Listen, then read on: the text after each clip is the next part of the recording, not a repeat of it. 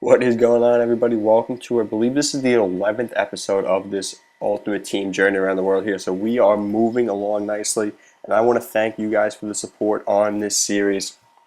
And in the last episode, if you guys missed it, be sure to check out the link in the description that will take you to the full Around the World playlist to get caught up. But we had won the Division 9 title with that Montserrat squad. I think we finished with a 4-1-1 record. So another solid season out of us to get ourselves into Division 8. And you see here, we had gotten our free season ticket pack, our pre-order pack, and I'm not really sure what that gold pack was for, but I am not going to complain about it, as we are looking to make ourselves a few extra coins here and a few extra coins there, and that's exactly what these pre-order packs do for you. And even if you could scavenge out 1,000 coins, 1,500 coins from these packs, that is a nice little total there that will really pay off in the long run. If you multiply that by 24, you're looking at about 35,000 extra coins that you would not have had otherwise. And you see there, we get Jan Vertonghen, the Belgian, I believe he's a center back in Ultimate Team. I know when you play with Belgium online, like I sometimes do, he can play right back, but I believe he's a default center back on Ultimate Team. And I thought, hey, that's a nice little pull. We also got Negrado from Manchester City. Thought that was a nice little pull as well. And turns out when I looked up their prices, Vertonghen goes for 10,000 coins and Negrado selling for about 5,500. So just off of those two players alone, we were going to make ourselves 15,000 coins to put in the bank and help us in the future. So that is a tidy little week of pre-order packs there and loyalty packs, whatever you want to call them. But that is a nice little addition for us, and really the first decent pull that we have got of this journey around the world. You see there, I had went out and picked up our next country, and it is Comoros. Comoros is ranked 193rd in the world. They are tied with Montserrat in the FIFA rankings. And they have three players, two center defensive mids. They have Abdou, who plays for Millwall in the Football League Championship.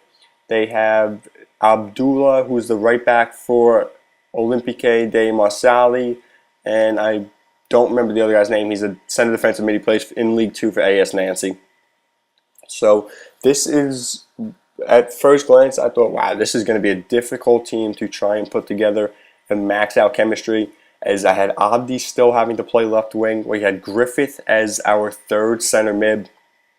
And I was really stumped for a little bit of how to try and put this team together, as I was trying to figure out how do I get a Portuguese striker to link with Abdul in the middle, and it was a nightmare at first.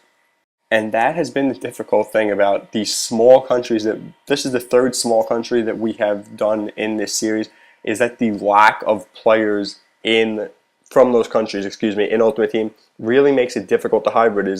Abdi is the only Somalian player in this game, so the only way I can get a link with him is if I have a Liga Portuguesa player connected to him.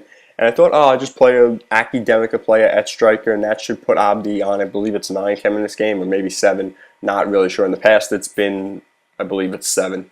But Academica doesn't even have a striker in this game, which I thought was extremely weird. So I decided that he is just going to be out on an island there on, I believe it's 4 chemistry, because he's now played 10 plus games for us, so he gets that little loyalty bonus there for us.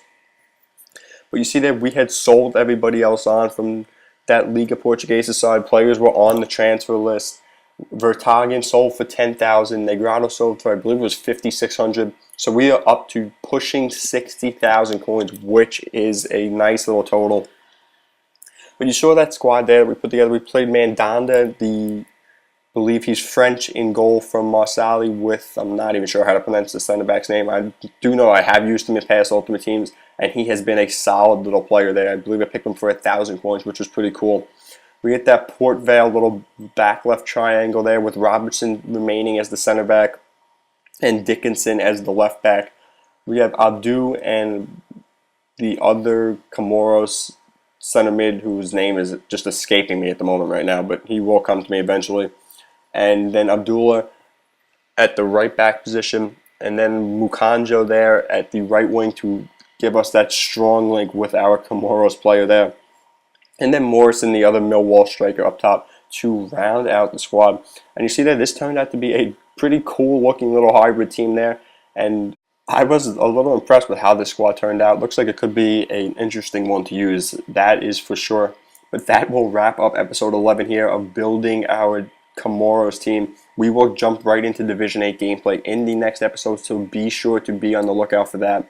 But if you guys enjoyed this squad building episode, a like, a subscription, and a comment about what you would like to see different or what you liked about this episode would be awesome for me. But again, thank you guys so much for watching this episode, and I will see you guys next time.